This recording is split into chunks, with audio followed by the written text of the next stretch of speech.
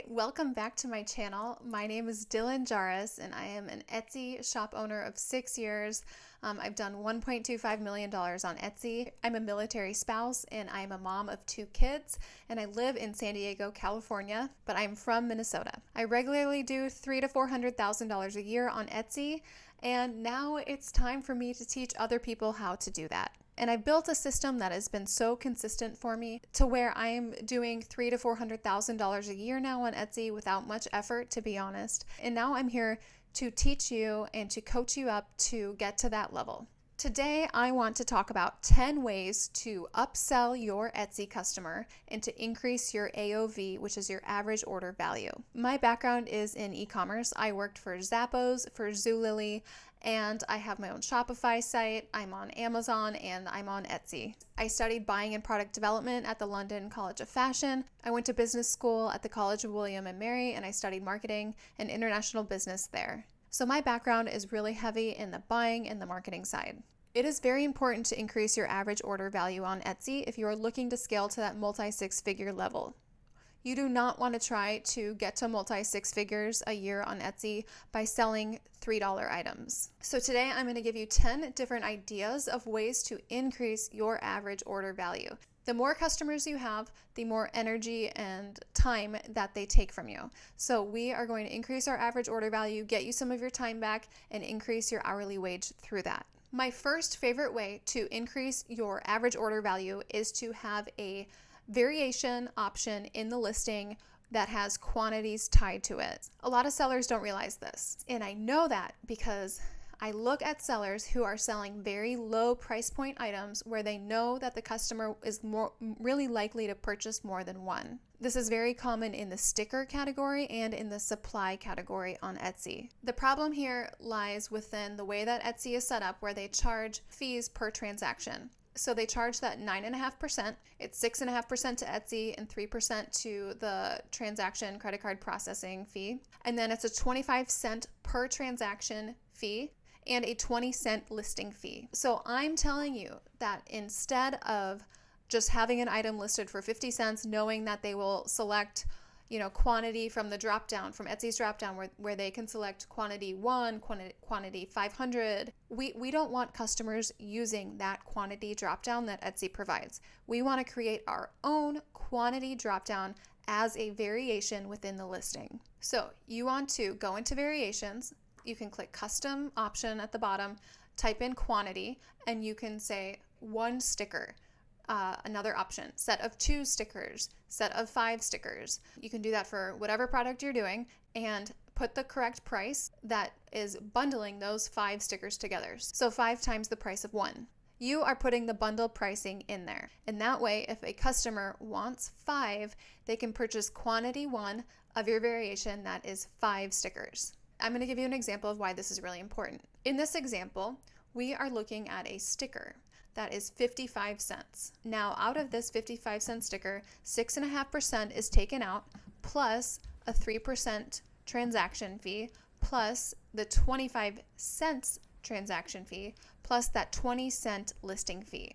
So for a sticker that you are selling for 55 cents, 50 cents of that goes to Etsy's fees. They take 50 cents and you are getting a 5-cent profit. So if someone were to buy 10 of those stickers with Etsy's quantity drop down, if they were to click, 1 sticker and then quantity 10 from Etsy's quantity drop down, Etsy is taking a cut of $5, and that gives you only 50 cents for your profit. So how about instead you create your own quantity variations where you are showing the customer the price per bundle, so per set of 2, 3, 4, 5, etc.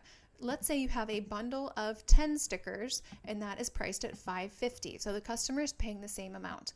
Well, if you do it this way, then Etsy is only taking 97 cents and you have a profit of $4.53. So if you are in the supply category or have an item that customers often buy multiples of, I highly recommend that you change the way that you are presenting the quantities. So make sure it's a variation and you are giving a bundle price per quantity variation.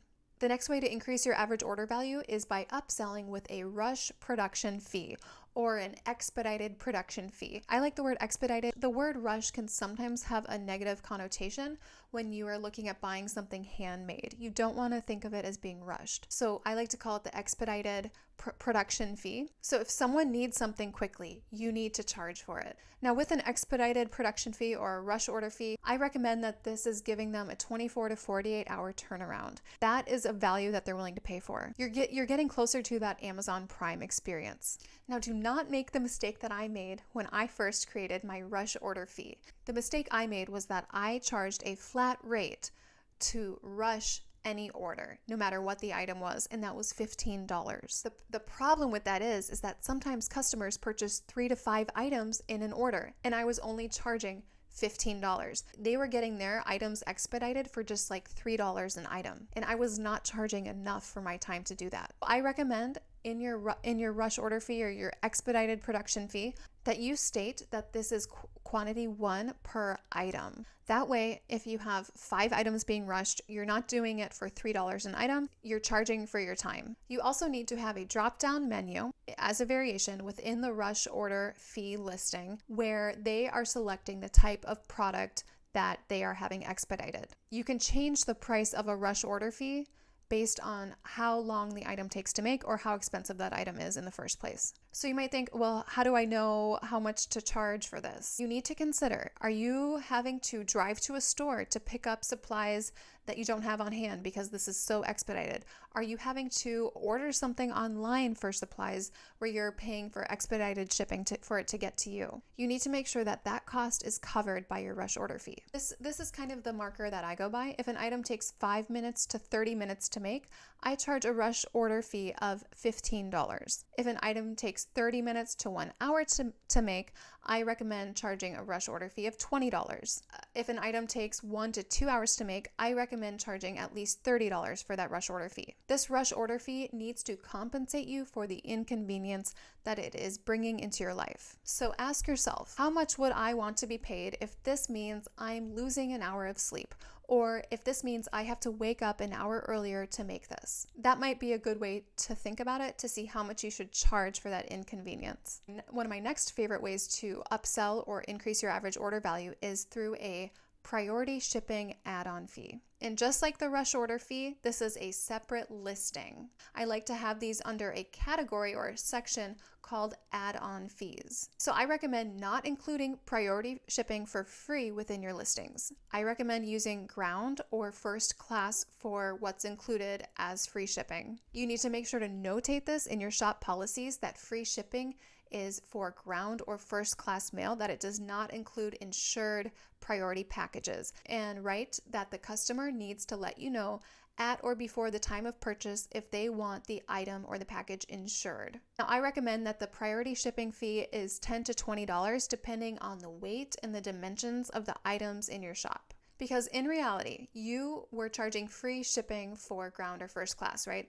You were going to pay for that shipping label out of the total sale of the item. So let's say that it's a $50 item, they got it for $50 with free shipping, and ground shipping was going to cost you $10. Well, priority shipping is usually about $4 to $7 more than ground or first class shipping. So if you charge $10, that will cover that gap between ground and first class shipping and priority shipping.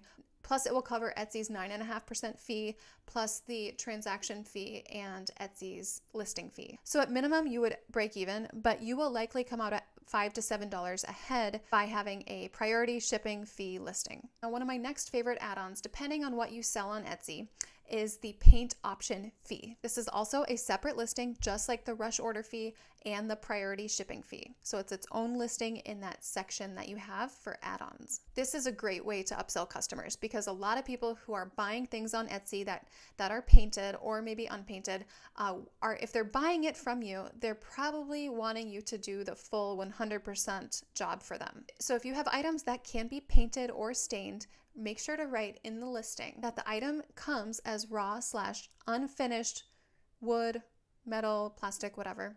But if you would like it painted, you can add the paint option here and then link it. I recommend including this in any type of listing that you have that could be sold as raw or unfinished without the paint or the stain on it, but where you know most people want that on it. Paint or stain is really cheap, so really you're charging for your time here. Painting and staining takes preparation, it takes space, and it takes time, especially if you're doing multiple coats. So your time is what you're charging for. I recommend starting at a price point of $20 for a paint add-on fee. If a customer questions this, which sometimes they will, you're going to say, "Thank you for asking. We actually only have 4 to 5 paint options in our shop.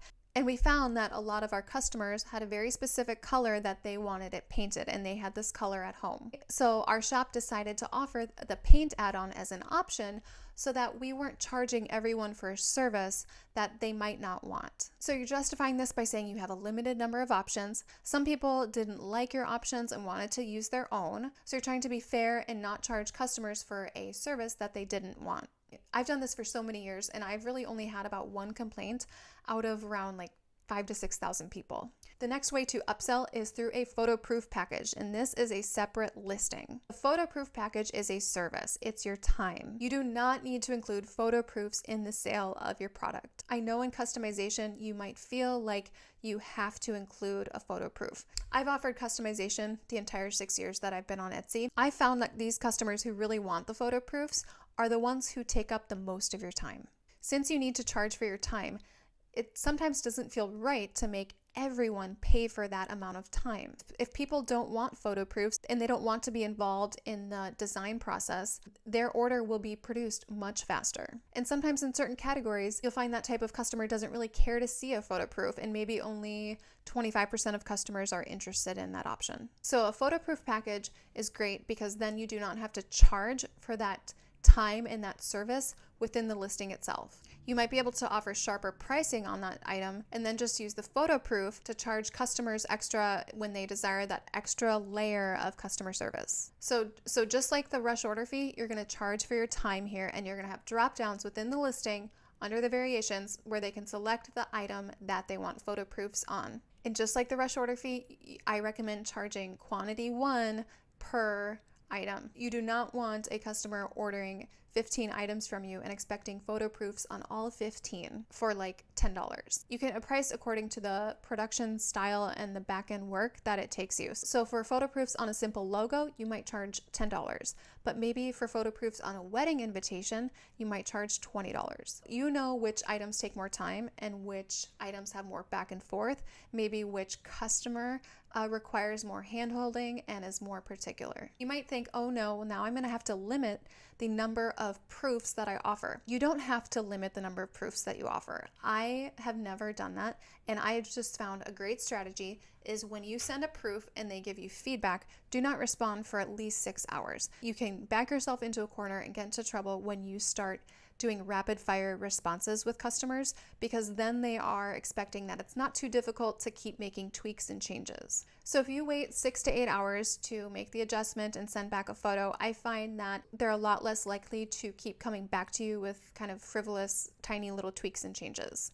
Now, the 7th way to increase your average order value and to upsell customers is by adding a back print to a print-on-demand item or a clothing item that you're making yourself. This is usually only $3 to $4. It is a way to get a customer who was really wanting that feature. If you're not willing to do that, you're going to lose all the customers who wanted that, even if they liked your shirt better, because there are so many print-on-demand stores and apparel stores on Etsy that are willing to do it. If that's an important feature to them, they will be able to find someone who can offer it. So I do recommend offering it so that you can at least remain competitive. A lot of customers are interested in it for things like senior class shirts, family reunions, anything where they might want a name on the back.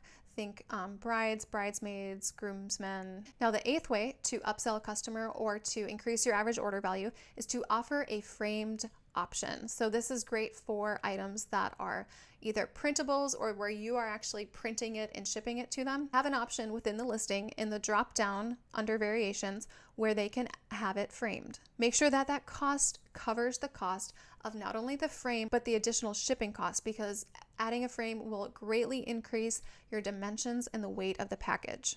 I did this with one of my top selling items, and I found that customers really appreciated having the option, and people who wanted it framed were really willing to pay more for that, a lot higher. My last upsell idea and way to increase your average order value is to offer gift wrap. Now, you might be thinking, I pretty much gift wrap all of my items. What do you mean? Well, I know, I do it too. When customers open packages from me, I want them to feel like they're opening a gift. But this is a great add-on because of how many people shop on Etsy for gifts. I recommend charging $5 for this. Depending on how nicely you package your items now, it might not require anything extra from you. Maybe you could just add a personalized note card that's, a handwritten message from them. Your customer doesn't have to know that you already package your items in a very nice, giftable kind of way. Customers, even Etsy customers, do not assume that sellers do this.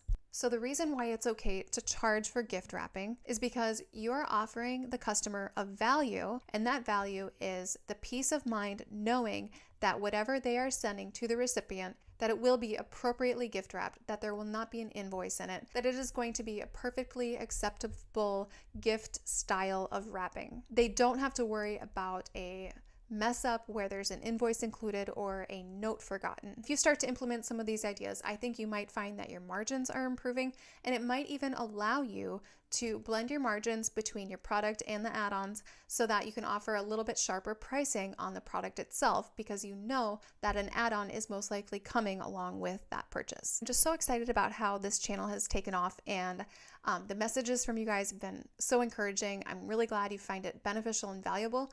My goal here is to give you value, not to give you busy work or fluff. My goal is to always give you a takeaway and an actionable item that you can do after watching my videos. So if you are interested in more from me, if you want my help with your shop, I do offer that. I have a program that's open, the multi-six-figure Etsy Blueprint, as well as my one-on-one coaching where we dive into your shop and overhaul things. So please subscribe if you haven't already, and see you in the next video.